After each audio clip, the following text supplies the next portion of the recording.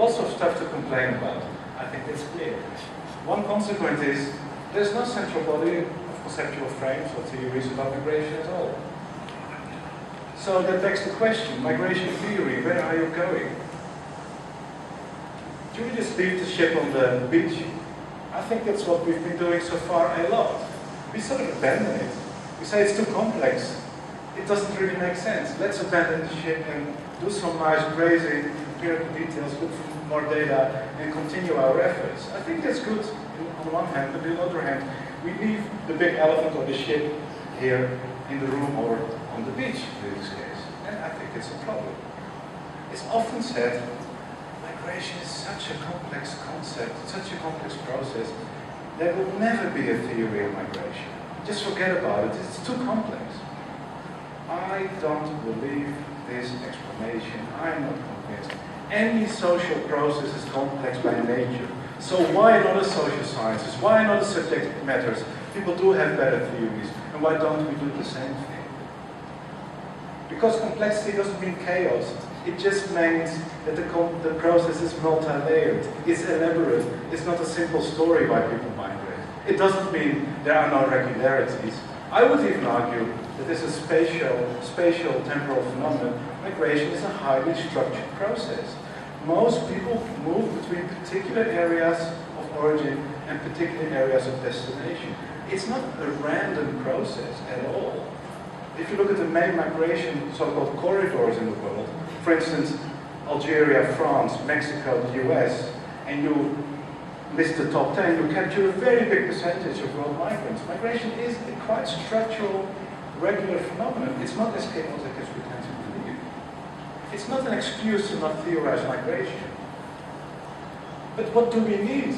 We need another framework that tries to sort of bridge those divides, which I just mentioned, and that tries to embed migration studies in a broader framework of social theories. And the key issue is to conceptualize migration as a social process, rather just an event or a response to external circumstances. And very important here, that better theories of migration should do a serious attempt at marrying and combining structural explanations and so-called agency explanations, which try to look at what drives people, what motivates people to migrate.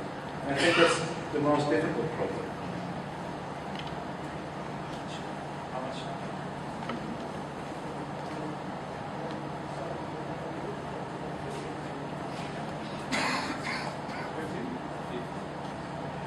Thanks. But what about push-pull? Because many people have argued in the literature that push-pull is a nice framework where we can capture all the factors that drive migration. It's often been said, this is the framework. And in push-pull frameworks, you often find a list of factors that drive migration. On the sending end, population growth is often mentioned, often in demographic circles, which would create a pressure on natural and other agricultural resources. That will increase poverty and push people out of marginal rural areas. And more recently, climate change, environmental degradation have been mentioned as well as factors that push people out of poor rural areas in poor countries. And on the receiving end, economic conditions like higher wages would lure people into cities in rich countries. It's a very so-called functionalist perspective, a sort of push-pull framework.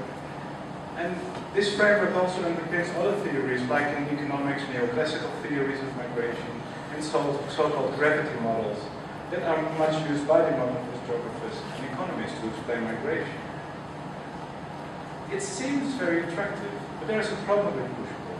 I wouldn't think it's a theory. It's a sort of, often in push-pull theories gain the characteristic people drawing up a long laundry list of that will play a role in migration. That are very hard to deny. Of course, the difference in opportunities between the origin area and a receiving area obviously does play a role in migration. But there is this tendency to single out particular factors, for instance, the environment. Now, high environmental degradation or high population growth and density in itself doesn't drive migration as long as there are opportunities. People will stay where they are. And if you look at the actual migration patterns, actually most people do move to highly populated areas and highly degraded areas rather than the other way around. And it doesn't fit within a push-pull framework at all. The second problem is that it rules out agency and preferences. It portrays people who are squeezed out. Is anybody migrating because of population pressure? People are not atoms like in natural sciences. That's why I'm saying it's still a 19th century social scientific concept. People aren't pushed out. People need to make a decision to move. People need to be capable to move out. Now what we also know from research is that the poorest and the most deprived migrate much less than, let's say, the middle classes. Why? Because the poorest often don't have the resources. And this is why the whole idea that climate change will lead to massive migration is fundamentally flawed. Because people who will get deprived through environmental degradation are more likely to be trapped in the areas where they are than that they are able to move, and certainly not over large distances or to wealthy countries. Hurricane Katrina is a good example in the US, where the poorest of the poor, without cars and social connections, weren't able to get out of New Orleans, and they were trapped. They were involuntary, immobile. So these push-pull models are very static, and they do not really show migration as a process. And they are not able to resolve lots of empirical paradoxes. Most migration does not occur from the poorest areas. Most people move from degraded and populated areas to move to degraded and populated areas. And how can we actually explain return migration within a push-pull framework? Why will people return to an area that is apparently not attractive? And this is, I think, a great quotation by a great migration scholar, Ronald Skeldon, who summarized in one phrase what I probably need half an hour for. And he kind of stated why push-pull is not a theory and not really apt for better understanding migration. The disadvantage with the push-pull model is that it is never entirely clear how the various factors combine together to cause population movement. We are left with a list of factors, all of which can clearly contribute to migration, but which lacks a framework to bring them together in an explanatory system. The push theory is at the same time too obvious and totally lacking in any explanatory power as to why there should be a difference between areas of push and areas of pull in the first place. The push-pull theory is platitude at best.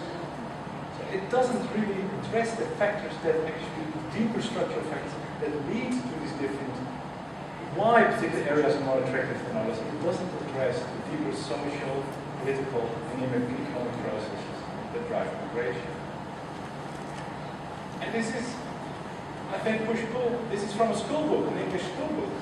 It is crazy. I mean, for secondary school kids to explain my daughter, it's fantastic. It's not a theory. It's an interesting framework. It's not a migration theory. Particularly also, we need to rethink causality. People aren't just pushed around by forces of push and pull. People make active decisions about to migrate or not. And we need to incorporate that in theory making. This is what social scientists call agency. We need to think seriously about people's decision making. Not just being a response to push and pull factors, but people making active decisions. People have preferences. People are people. We have lots of other migration theories and push-pull, and I don't have time to fully elaborate on them, and I won't do that here, but they can be grouped together in two big groups. The functionalist theories and push-pull is part of that, and on historical structuralist theories that are sort of derived from neo-Marxist thinking, that both theories have a very sort of simplistic idea about people's own decision-making in migration processes. There is a list of newer theories that I think have advanced the field a little bit, but what we still lack is a more overarching framework. How to move forward? That's a daunting task. But I think there are some avenues we could explore, and that have been explored by some migration scholars over the last decade or so. That seem to be very promising in order to advance our thinking about what drives migration. I already said more and better there, but yes, it's one part of the story. And we need to keep on telling our funders and government, of course, this story as well. But that's not the entire story. We need to reconceptualize migration.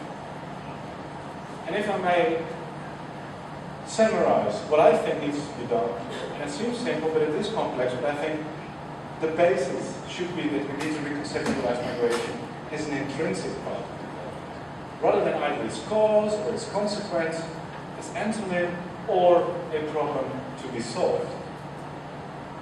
Migration is an intrinsic part of broader processes of development and change. I think urbanization is a key example here. Rural urban migration, urbanization. You can't think about either the one or the other without the other. They're intrinsically interlinked. It is actually impossible to distinguish cause and effect here. It's a process that reinforces itself. So we have development, it's a meta process, and migration is part of that. It's not just cause and consequence, it's embedded within the broader process of development. One example, these are pictures of so-called African boat migration to Europe, which has hit the media headlines a lot in Europe. It gives this image of poverty and misery in African countries, pushing people out of the African continent. The obvious response of policymakers has been either to build fences, here along the Moroccan-Spanish border in Melilla, along the Moroccan coast, here, by the way, along the US-Mexican border.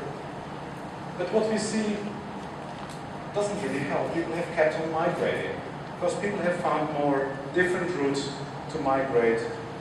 Either people go illegally, find different categories, like they don't migrate as a labor migrant, it's a family migrant, and a lot of these policies actually have led to more permanent migration, have interrupted circular migration patterns, and states have come to realize that those policies aren't that effective. Now the response has often been, we need to develop origin countries. For instance, in the case of Africa, it is about development. The only structural solution about migration in from very poor countries is development, because people won't feel the need to migrate anymore. So development will lead to less migration. Now this portrays migration as a symptom of development failure. And it assumes that the prime cause of migration is poverty and more generally human misery like warfare. And that development and economic growth are thus substitutes for migration. Now, nobody talks about theory, policymakers, when they say these things, but I think implicitly and unconsciously they are based on push-pull models. Let's decrease the push and less people will come. It's very problematic, and I'm going to show you now why. First of all, there's a sedentary assumption that a natural inclination, or that we come from some sort of past where people were immobile. And it's impoverishment that has pushed people to migrate. Now we know from historical research that throughout human history, migration has been a normal pattern. It hasn't been the exception, it has been a normal pattern of human mankind. And it fails to see migration as an intrinsic part of broader development processes. And one example of one theory before I move to my conclusions I would like to share with you. Because fortunately there are some theories that could help us. We don't need to start from scratch.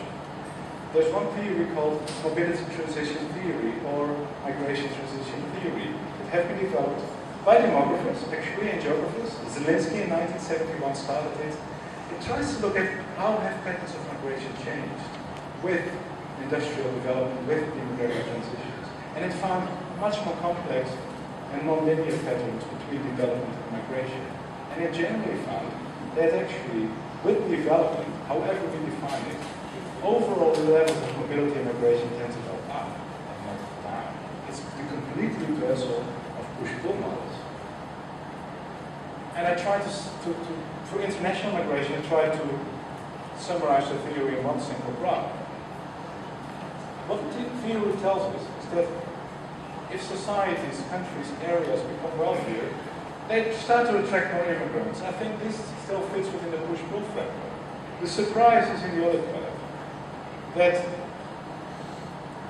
with development, migration initially goes up. More people start to move away, start to emigrate.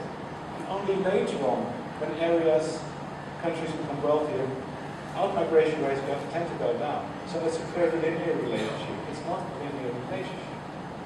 Now, I've tried to look at this on a global level, using new data from the World Bank on global migrant stocks. And I categorized all the countries in the world in 5 categories according to the score on the Human Development Index. And I looked at relative rates of migration estimated by the migration stock as percentage of population. And the blue bars is the number of immigrants as a percentage of population of a country, and the red bars is percentage of immigrants as the percentage of the population. I also run multivariate analysis, but I won't bother you with this here. You can read my paper if you're interested. I just showed a descriptive graph because the multivariate analysis basically yields the same pattern. Very clearly, it seems to confirm what the theory is told. And also historical research, for instance, about the big migrations from Europe to the Americas, seem to show a similar pattern. Migration to North America started from relatively wealthy areas of Europe and only spread to relatively poor areas as they developed. So it's a complete reversal of traditional push-pull. And this is Zelinsky's framework. I don't have the time to fully go into that, but he made this link between demographic transitions with more broadly, you could say, development and different forms of mobility. Because I showed just a graph on international migration, but he also had many sort of predictions about how internal migration evolves. And you could also say internal and international migration are interlinked in the process. I don't have the time here to go fully into detail, but I think this is a very rich set of propositions. And I have a proposal, I thought of this morning, for doing research in Brazil. Because this is just a map of different Brazilian states with the different levels of human development. I think Brazil would be an excellent test, actually, to try to test these theories on a sort of internal migration scale, because I've tried to do it for international migration. But I think particularly in big countries like Brazil, we could actually try to apply this theory, these type of theories, these transition theories, to look at does it fit, does it not fit. And I think it would provide a framework for a better theory-inspired empirical research endeavor using Brazil as the ultimate and ideal test case to test those theories, whether that makes sense. Now, one last point. I think I've got still 5, 10 minutes. Okay, wonderful. Because what I'm going to try to do in my last slides is try to push this a little bit further. Because I think what is missing in these big theories is an explanation of the mechanisms. Because we can measure on the one hand, and through historical analysis and empirical analysis, sort of seem to confirm the pattern that development drives migration. Actually, development generally leads to higher levels of mobility and migration, and that these linkages are not linear, they are very non-linear, so they're complex but structured. But what explains it? Because it's still a sort of looking for correlations, and we find those correlations, but what are the mechanisms? And this is where I want to go to. We need better theories explaining why would people move more and in different ways, along with development processes. And I think this is the real missing link. It is still a sort of very top-down macro perspective. Now, I think we can distinguish on the macro and the micro level a number of reasons why migration tends to lead to higher levels of mobility and why we see these very non-linear patterns, relationships between, on the one hand, development processes and migration patterns. On the macro level, I think the story is relatively well known.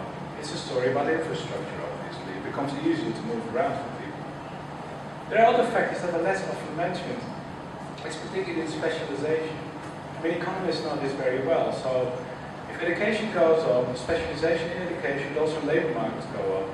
And the geographical expanse of high-skilled labor markets is much bigger than those of lower skill. For instance, a cashier or an agricultural laborer can find work in its own region. The more you move up to the occupational skill, the more you need to search. And you need to move, you need to migrate in order to match job offers with your own qualifications. And this is a very powerful explanation of why higher skilled people move more around and why also on a macro level higher developed countries have higher levels of mobility and migration than the lowest developed countries. I think what is really missing though is the micro level. And this is where I've tried to do some work recently, also in the book I'm writing on migration theories, to try to come up with a more behavioral explanation as well. And this goes to the core of my critique on push-pull models. Because push-pull models somehow assume that these external factors have a homogeneous impact on how people move, migrate or not. And I think it's a naive assumption, because people